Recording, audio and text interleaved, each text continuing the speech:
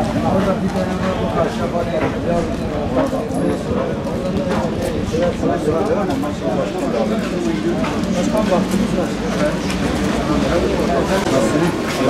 Selamünaleyküm.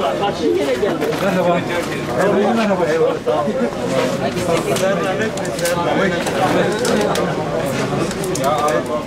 Merhaba, nasılsın?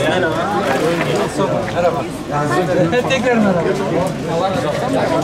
Sen niye nasılsın?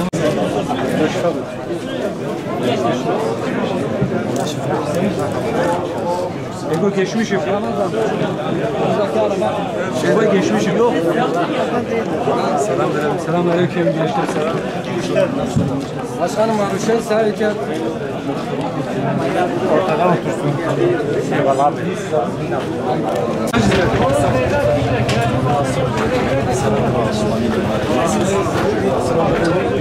Selamünaleyküm Şumari. Kime gel? Merhaba. Hacı merhaba. Kurmancı tuzazayı. Senin tıvış. Keyif hal. Kurmancı savaş zonu, tuzazay savaş zonu. Delu. Hala Arabi zonu.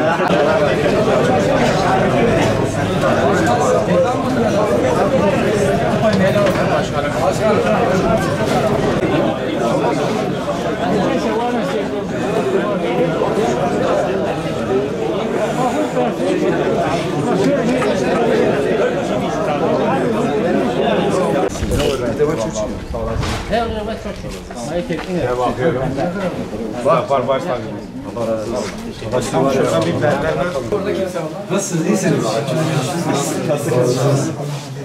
Nasıl gidiyor?